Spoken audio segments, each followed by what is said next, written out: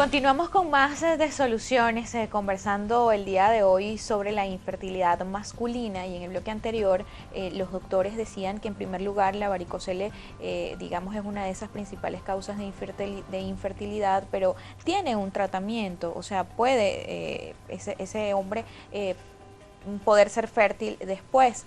Tiene también la criptorquidia, que decían que allí sí hay serias complicaciones, pero sin embargo está como en segundo lugar, no es tan común.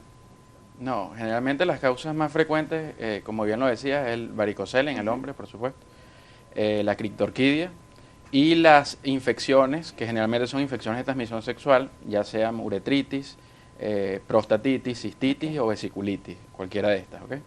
En cuanto al varicocele, hay numerosos tratamientos. Generalmente se puede hacer un abordaje abierto, ya sea de manera inguinal o incluso de manera escrotal.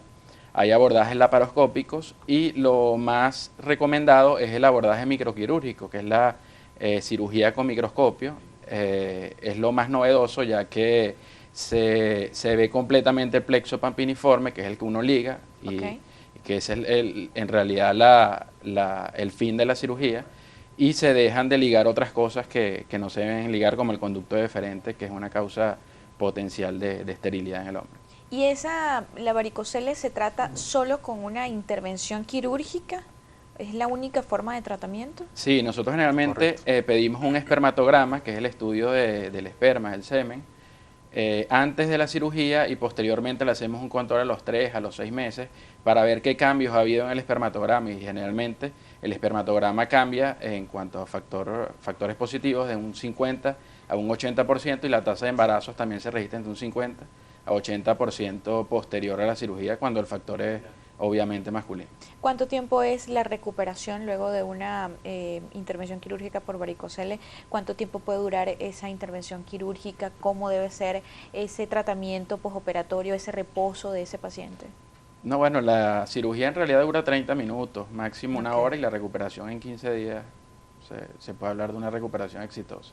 Y en cuanto a la criptorquidia, que forma parte de esa segunda causa, ¿cómo es el tratamiento en este caso? Fíjate, la criptorquidia, como bien lo habíamos comentado, es la ausencia de testículo en la bolsa escrotal, debido a que en vida embrionaria el testículo se encuentra dentro del abdomen, y a medida que se da el avance en la edad gestacional, el testículo se ubica en la posición final, que es en la bolsa escrotal. Cuando esto no se da, estamos hablando de criptorquidia. Y evidentemente puede ubicarse el testículo en cualquier parte del trayecto, sea dentro del abdomen, sea en la región inguinal, y lo que se debe de lograr, habitualmente es un problema congénito, lo que se debe lograr es hacer el diagnóstico precoz para que el testículo sea reposicionado y no se convierta posteriormente en un problema que no solamente sería infertilidad, e inclusive puede haber degeneración de la célula testicular y conducir posteriormente a cáncer. Del cáncer testicular que sería, pues, por supuesto, o estaría ubicado donde se encuentre el testículo. ¿Cómo es el tratamiento si es diagnosticado, pues, la criptorquidia, que según lo que entiendo de lo que estamos conversando, debe hacerse en las primeras edades del niño, ¿no? ¿Cómo es ese tratamiento? Fíjate, es el tratamiento quirúrgico, no existe tratamiento médico en este caso, y lo que se busca es fijar, pexiar, hacer lo que se llama una orquidopexia, que es la fijación del testículo en la posición final, que sería el escroto.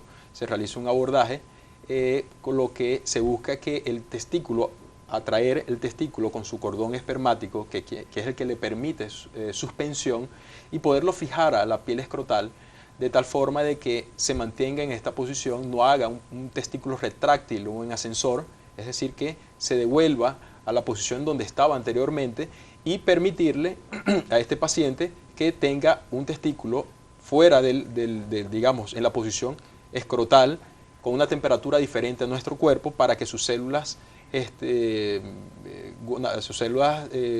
básicamente los espermatozoides, puedan tolerar o puedan vivir, tener longevidad y poder alcanzar en el momento adecuado una gestación óptima. ¿Han tenido casos de que se detecte la criptorquidia en avanzadas edades? No en la adolescencia, sino ya en edades adultas. Sí, por supuesto. ¿Se llega hasta ese punto? Sí. Claro, de hecho, hemos tenido pacientes que han sido llevados a mesas operatorias por tumor dentro de la cavidad abdominal, voluminosos, y cuando este paciente es examinado, es interrogado, nos damos cuenta que tiene ausencia de un testículo, por ejemplo. En este caso, y posteriormente que se hace la intervención quirúrgica y esta pieza es extraída y es llevada a un estudio histopatológico, nos percatamos de que el tumor abdominal, que puede ser voluminoso, realmente es el testículo. Entonces, es algo que hay que tomar muy en cuenta y que los padres, al momento del nacimiento y por supuesto su médico tratante, en este caso el encargado de primera línea es el pediatra, percatarse de que los genitales se encuentren de forma adecuada en la posición que deben estar para que esto no suceda y que pues, pueda preservar la fertilidad del niño en este caso. En el caso hablaba de, puede ser un testículo que a lo mejor se mantuvo en ese lugar donde pues cuando está creciendo en el vientre de la madre es donde se encuentra y no bajó.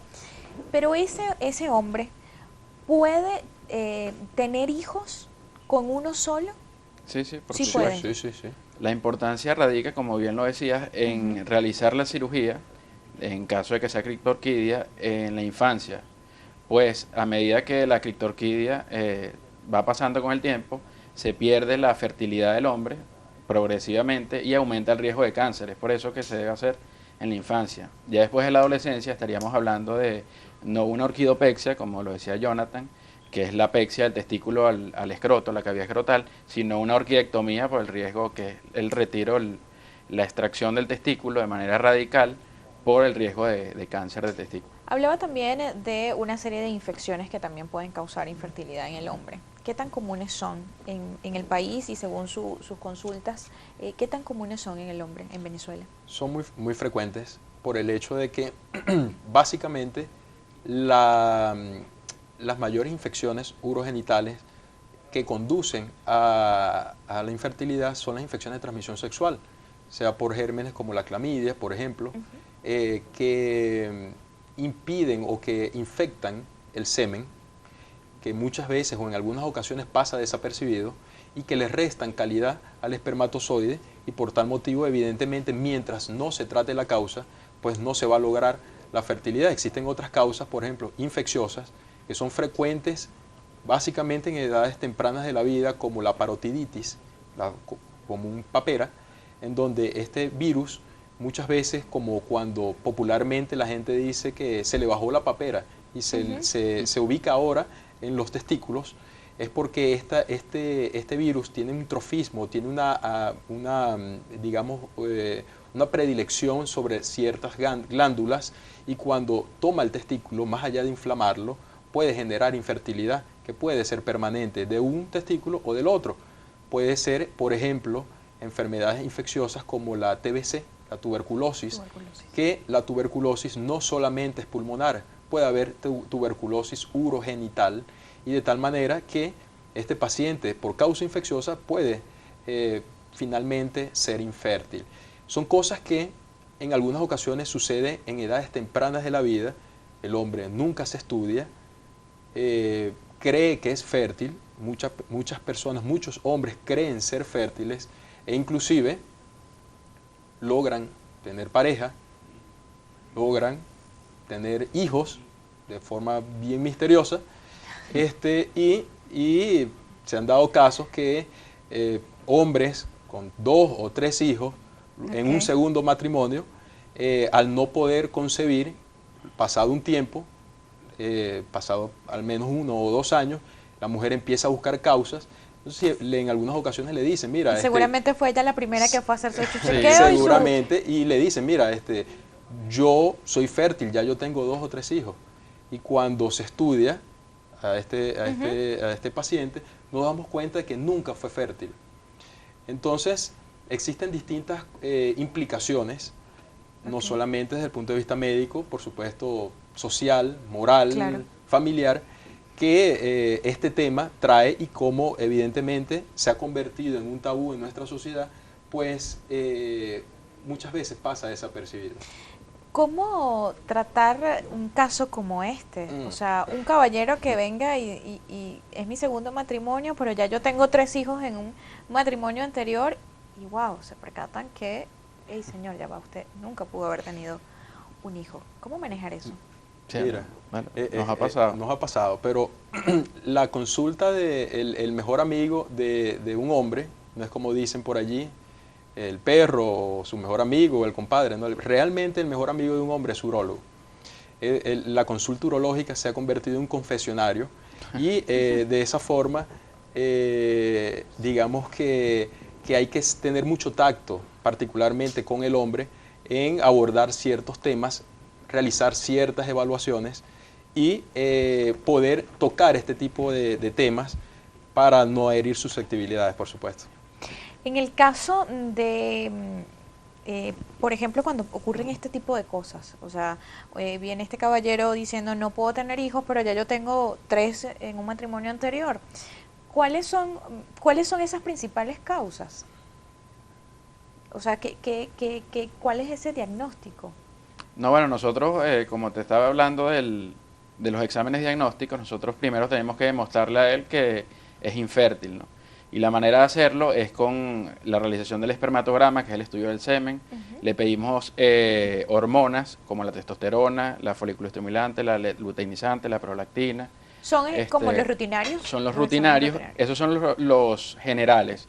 Y hay exámenes especiales que se basan en la detección de autoanticuerpos contra los espermatozoides, entre otros. ¿Okay? ¿Un hombre cada cuánto tiempo debe hacerse todo este tipo de chequeo rutinario? No solo para chequear y revisar el tema de la fertilidad, o a partir de qué edad, por ejemplo, un adolescente, un muchacho joven, debe hacerse este tipo de chequeo para digamos, estar a lo mejor hasta seguro de que es fértil y que todo está bien.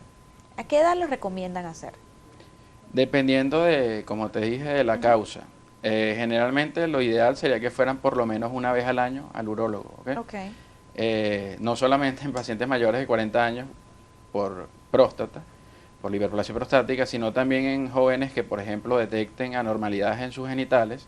Sería importante que fueran al urólogo para diagnosticar una de las causas de infertilidad en este caso. ¿Y es común que el hombre vaya al urólogo?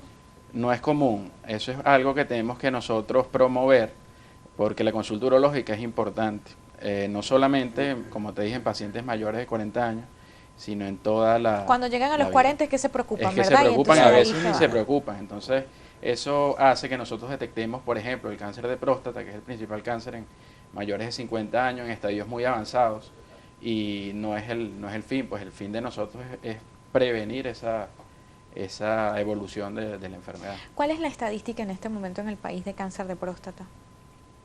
¿Tienen alguna, manejan alguna, según sus consultas, según las instituciones para las que prestan servicio? Claro, mira, sucede que el cáncer de próstata muchas veces es subdiagnosticado por el mismo hecho que comenta Ulises. Se estima que el cáncer de próstata tiene un componente hereditario y de que eleva al menos 4 veces la probabilidad de un hombre que tiene un familiar de primera línea con cáncer de próstata, la probabilidad que él tenga. Evidentemente este caso va a ser individual porque evidentemente tenemos genéticas distintas. Sin embargo, cuando este paciente consulta, habitualmente tiene síntomas muy avanzados, y cuando están en estadios incipientes, están asintomáticos, esa es una estadística que está oculta, porque evidentemente el paciente no suele consultar de entrada. De hecho, se estima de que si a los hombres que fallecen por cualquiera de las causas, supongamos a los 90 años, por un infarto agudo al miocardio, por ejemplo, se les realiza, por hacer una manera de estudio, un estudio de una biopsia de la próstata, muy probablemente este hombre tenga cáncer de próstata. Por el hecho de que quizás nunca fue estudiado, quizás los síntomas pues no les prestó la atención adecuada, no se diagnosticó, y afortunadamente el cáncer de próstata muchas veces es de evolución muy lenta, aunque progresiva. Silenciosa. Es además, ¿no? silenciosa y entonces muchas veces fallece por otra causa y no por el mismo cáncer de próstata. Muchísimas gracias a ambos por habernos acompañado la mañana de hoy a conversar sobre este tema de la infertilidad masculina. El doctor Ulises Pinto, cirujano general, urólogo del Instituto Clínico La Florida y adjunto en el Hospital Militar de Caracas. También el doctor Jonathan Orozco, cirujano general, urólogo también del Instituto Clínico La Florida y del Hospital Militar de Caracas. Gracias a ambos por habernos acompañado en esta primera parte de nuestro programa el día de hoy. Redes sociales, ¿cómo ponerse en contacto con ustedes? Bueno, por Instagram, doctor